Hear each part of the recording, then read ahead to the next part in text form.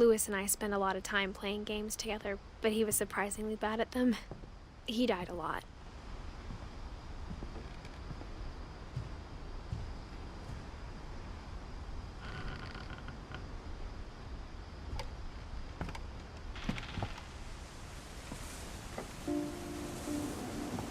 On the way back from Lewis's funeral, my mom told me to start packing. She waited until the day before we left to tell Edie. I'm not sure if she wanted to make it easier or harder.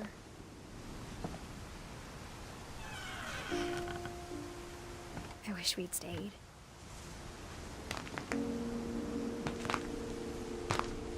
But I understand why we left.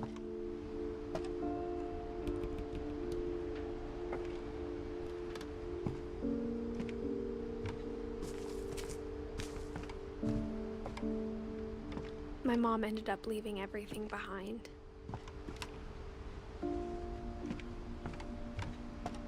What happened that night had been coming for a long time. Maybe it should have come sooner.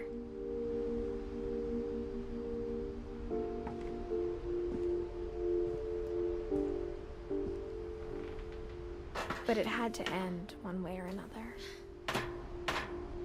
All that's left now is to tell you about that last night.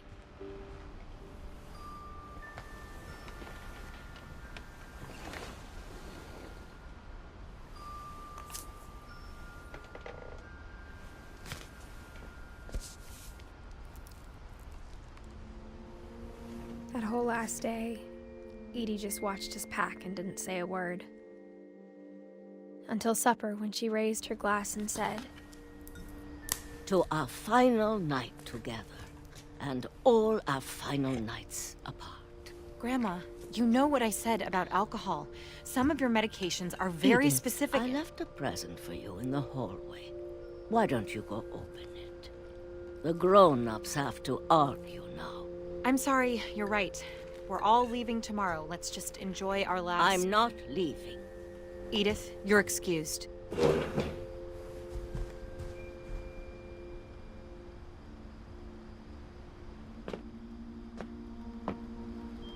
The power had been shut off that morning, but Edie always had plenty of candles. When my mom said the library, I don't think she knew about the other entrance, or that Edie had a key to it.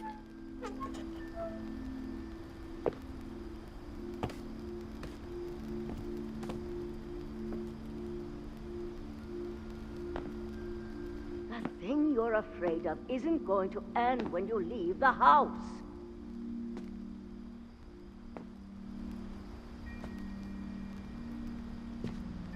Edith has a right to know these stories. My children are dead because of your stories. I think it's best if Edith and I leave tonight. We'll have the nursing home send a van for you in the morning, okay? Dear Edith, there's so many stories I wish I could tell you, but there's only time for one. This is about what happened on the night you were born. That night, the tide went way, way out.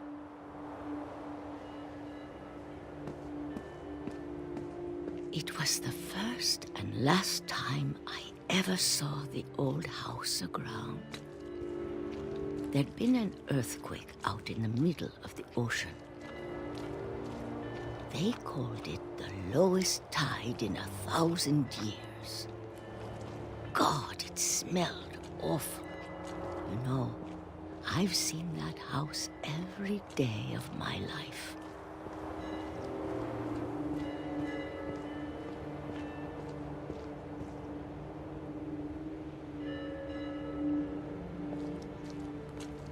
But I never thought I'd go back to it.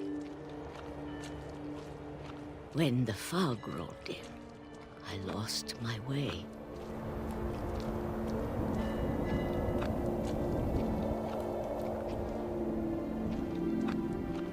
I got turned around.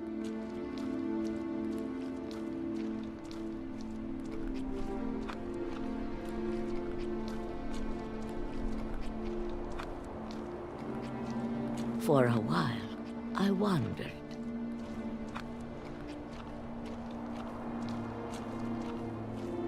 I started seeing things.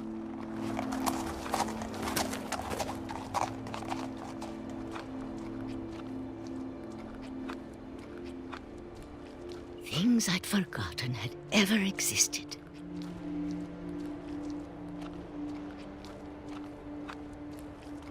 But when I saw them, they felt like old friends. That night, a lot of things came back to me. Or maybe I came back to them.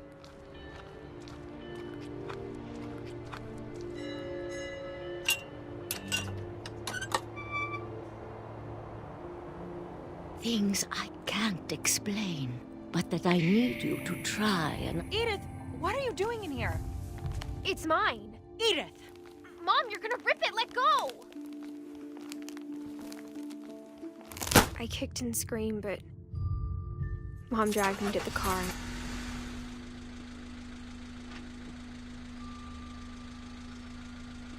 I never saw Great-Grandma Edie again.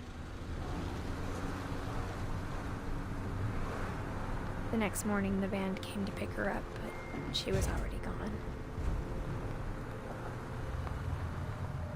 After that, we moved around a lot.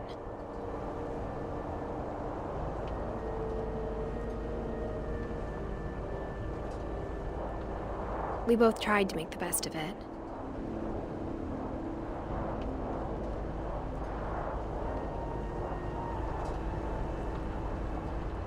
A few years went by.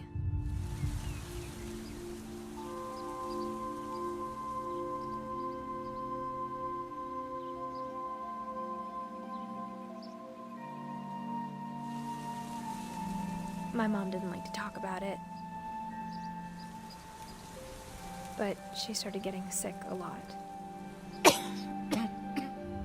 The rest happened pretty quickly.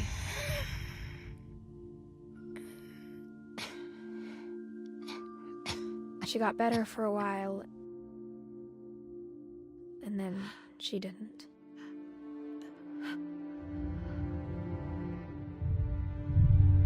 And then I was alone. The last Finch left alive.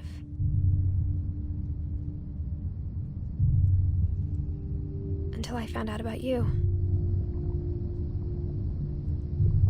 I'm still not sure what to tell you about all this. If we lived forever, maybe we'd have time to understand things. But as it is, I think the best we can do is try to open our eyes and appreciate how strange and brief all of this is.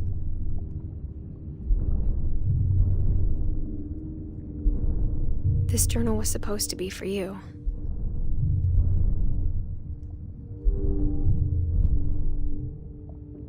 But now I hope you'll never see it.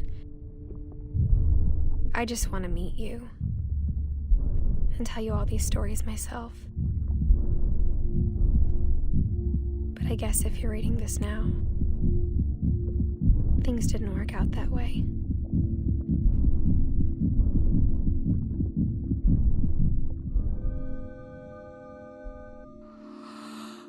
This is where your story begins. I'm sorry I won't be there to see it. It's a lot to ask, but I don't want you to be sad that I'm gone. I want you to be amazed that any of us ever had a chance to be here at all. Good luck.